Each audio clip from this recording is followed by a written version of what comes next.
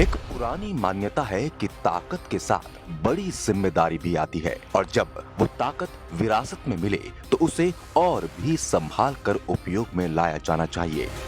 लेकिन कांग्रेस के कुछ नेताओं को जिम्मेदारियां तो मिली, लेकिन उनके अपने अहंकार के साथ। तभी तो उन्होंने अपने अहंकार में वो सब किया जो देश के लिए अहितकारी था। कांग्रेस की परिवारवादी परिपाटी का नुकसान देश को लंबे समय तक भोगना पड़ा है। देश के पहले प्रधानमंत्री जवाहरलाल नेहरू अंग्रेजों से इस कदर प्रभावित थे कि उन्होंने गुलामी के प्रतीकों को देश की आजादी के बाद भी संभाल कर रखा। नेहरू ने बड़ी ही चालाकी से भारत की वैभवशाली संस्कृति और इतिहास को भी किताबों से गायब करवाया। वामपंथी इतिहासकारों से भारत का इतिहास लिखवाया। नेहरू ने प्रधानमंत्री बनने के बाद कई बड़ी गलतियां की, जिसका दंश आज तक देश भुगत रहा है। नेहरू की पहली बड़ी गलती थी अक्टूबर 1947 में कश्मीर से पाकिस्तानी आक्रमणकारियों को पूरी तरह खदेड़ बाहर करने के बदले युद्ध विराम के लिए संयुक्त राष्ट्र सुरक्षा परिषद में जाना।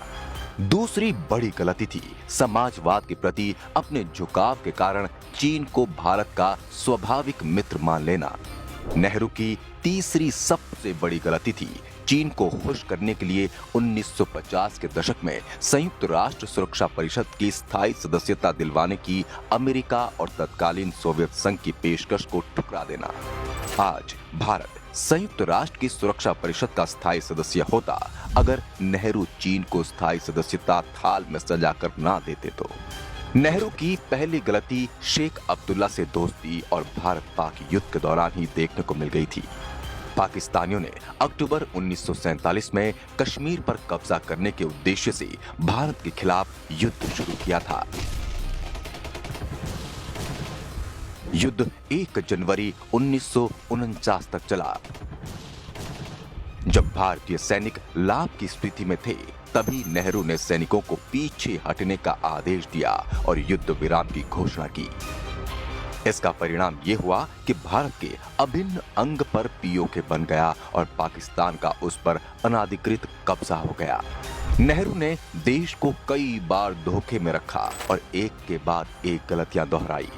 नेहरू चीन पर आंख बंद कर भरोसा करते थे और इसी चलते उन्होंने चीन के साथ भारत की सीमा रेखा तय करने की कोशिश नहीं की। नेहरू चीन को लेकर इतने बेफिक्र थे कि अक्साई चीन की तरफ चीन के सड़क निर्माण को लेकर सचेत किए जाने के बाद भी उन्हें चीन से कोई खतरा नहीं लगा। नेहरू अपने अहंकार में इस कदर डूबे हुए थे कि चीन के इस कदम का बचाव करने के लिए उन्होंने बड़ा ही अजीब बयान संसद में दिया था। नेहरू का कहना था कि अक्साई चीन में तिनके के बराबर भी घास तक नहीं उगती, वो बंजर इलाका है। देश के प्रधानमंत्री के मुंह से निकले इन शब्दों से साफ था कि उन्हें देश से कोई प्यार नहीं है। राष्ट्र से पहले नेहरू गांधी परिवार ने अपने स्वार्थ को रखा। नेहरू शेख अब्दुल्ला की दोस्ती के चलते कश्मीर विकास से कई दशक पिछड़ गया।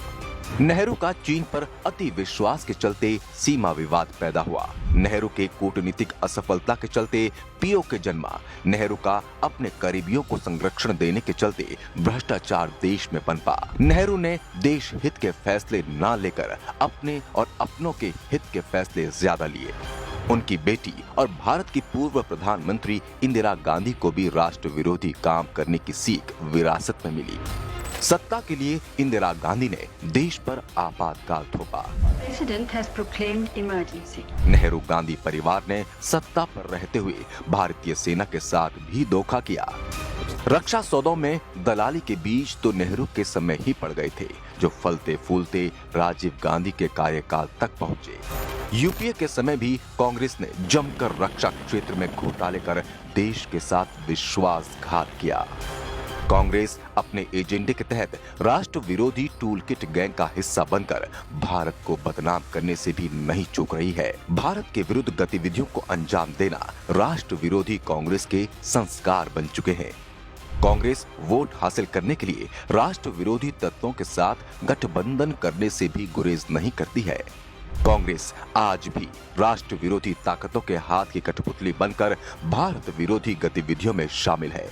कैसे, इसका किस्सा अगली कड़ी में।